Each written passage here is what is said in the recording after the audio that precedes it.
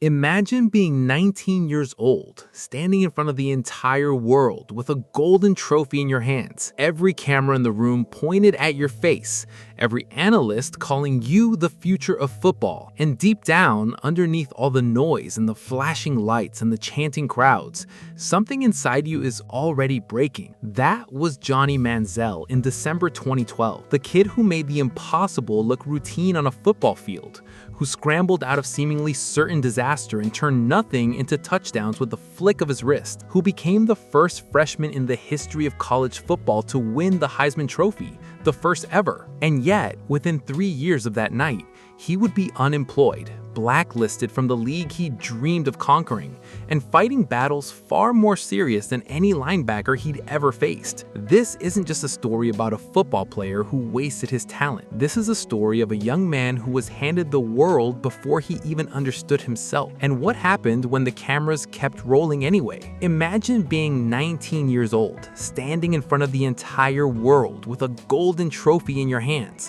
every camera in the room pointed at your face, every analyst calling you the future of football. And deep down, underneath all the noise and the flashing lights and the chanting crowds, something inside you is already breaking. That was Johnny Manziel in December 2012, and nobody in that room had any idea. Johnny Paul Manziel was born on December 6, 1992 in Tyler, Texas, a football town in a football state, where the sport isn't just entertainment, it's identity. He grew up in a wealthy family, the grandson of oil money, and from the time he could throw a spiral, people around him sensed something different. He wasn't just fast or strong, he was unpredictable in a way that defied coaching. He could feel a defensive end closing in before he could see him. He could buy himself 3 extra seconds in a pocket that had already collapsed and turn a broken play into a moment that replayed on SportsCenter for a week. When he arrived at Texas A&M in 2012 as a true freshman, barely old enough to vote, he immediately looked like he belonged, not just on the team, on the stage. In his very first season, he threw for 3,706 yards and rushed for another 1,410. He accounted for 47 total touchdowns. The numbers were staggering, but the tape was even more convincing. There was a quality to the way he moved, a shimmy, a hesitation, a last-second dart that made experienced defensive coordinators shake their heads in disbelief. In December of that year, he became the first freshman in the 78-year history of the Heisman Trophy to win it. When his name was called and he walked to that podium, smiling that wide, boyish smile, the football world exhaled in unison. A new star had arrived. The NFL was going to be something special. But fame, it turns out, has terrible timing. It arrived for Johnny Manziel before he had built the internal architecture to handle it. Before the NFL draft had even happened, the story started leaking. Not about his arm or his footwork, but about his lifestyle. He was photographed at parties in Las Vegas. There were reports of late nights, alcohol, a celebrity-driven social circle that seemed to grow faster than his professional training regimen.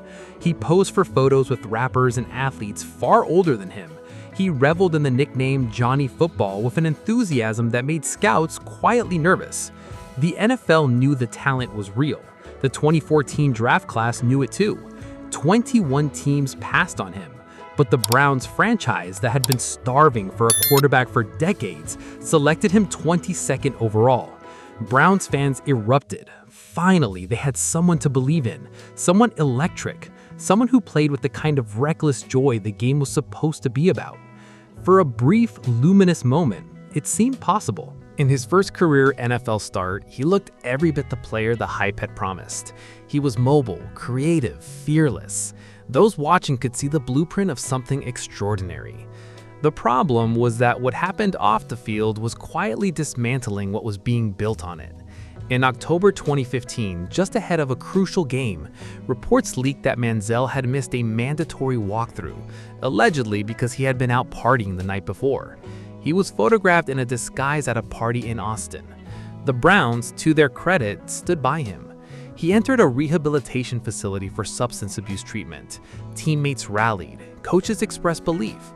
The organization gave him chance after chance, which in retrospect may have been both the kindest and the most complicated thing they could have done. His final NFL statistics told the quiet story of a career that never found its footing. 14 games played, 7 touchdowns, 7 interceptions, a quarterback rating of 74.4. For a player once called a generational talent, those numbers were not just disappointing, they were heartbreaking. In March 2016, the Cleveland Browns released him. The 22nd pick of the 2014 draft, the Heisman winner, the kid who had broken history as a freshman, was unemployed at 23 years old. What came next moved the story out of the sports pages and into something far more difficult to read. In January 2016, his then-girlfriend contacted police, alleging that during an argument he had grabbed her by the hair, covered her mouth, and threatened her life. The case wound through the legal system and charges were eventually dismissed after Manziel entered a pre-trial diversion program, but the reputational damage was deep and permanent. No NFL team called. He tried the Canadian Football League, signing with the Hamilton Tiger Cats and later the Montreal Alouettes. There were honest flashes of brilliance even there, moments where you could see the original talent, unbothered by circumstance, doing what it was always built to do. But the CFL is not the NFL, and the calls from American teams never came.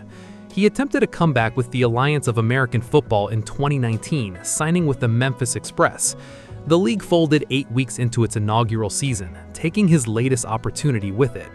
The doors were closing one by one. But the most important revelation came not from any coaching staff or front office. It came from Johnny himself. In interviews over the following years, he disclosed that he had been living with undiagnosed bipolar disorder throughout his entire public career. He had been battling the condition without a name for it, without treatment, without the tools to manage what was happening inside him, all while cameras followed his every move, and millions of people formed firm opinions about his character. "I should have just shut up and played football," he told reporters, "but I was sick, and I didn't know it." Here's the thing about Johnny Manziel that is easy to forget in the noise of everything that followed. The talent was absolutely real. Watch the 2012 Alabama game where he led Texas A&M to a stunning upset of the top-ranked Crimson Tide, rushing for 92 yards, throwing for 253 more, willing his team to victory in a stadium full of people who had never believed a freshman could do what he did that afternoon. The tape does not lie. The instincts, the creativity, the late-game composure, it was all genuine. He was 19 years old when the world decided what he was supposed to become. 21, when 32 NFL franchises dissected his every habit and rumor. 22, when the weight of an entire franchise's hope was placed on his arm. He walked into the most brutally demanding sports culture in the world without a diagnosis, without a framework for his mental health, and without anyone truly equipped to help him navigate the hurricane that surrounds NFL stardom. Did he make destructive choices? Yes. Does accountability matter? Absolutely. But the fuller, more honest picture is of a young man who was drowning in plain sight, smiling for the cameras the whole way down, while a condition he didn't know he had quietly consumed the career he was supposed to have. Today, Johnny Manziel is in his early 30s. He married Bray Teasy in 2018, though the couple later divorced. He has spoken openly in podcasts, interviews, and public forums about his mental health journey, his sobriety, and the slow, unglamorous work of learning who he is without a football field beneath him.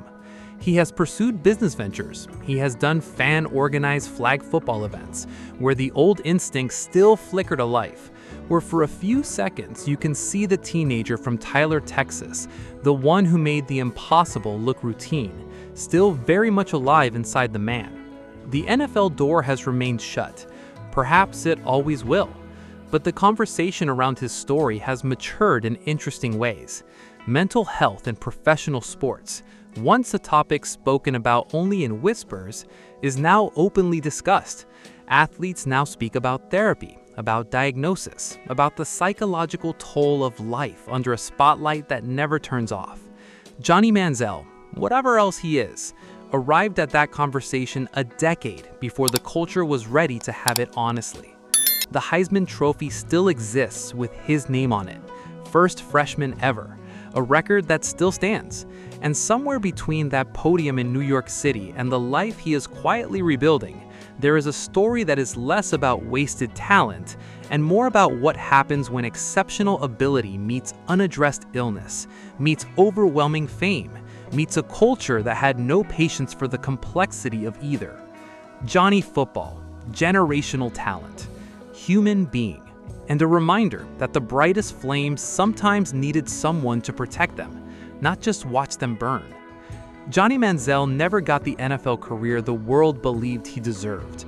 But maybe the more important story isn't what he lost on the field, it's what he found off it. A diagnosis, a truth, a version of himself that didn't need a stadium of people cheering to feel real. The Heisman still has his name on it. The record still stands. And somewhere in that, there is a reminder for all of us that greatness was never the problem. It was everything we built around it that broke him. Johnny Football is gone, but Johnny Manziel, he's still standing.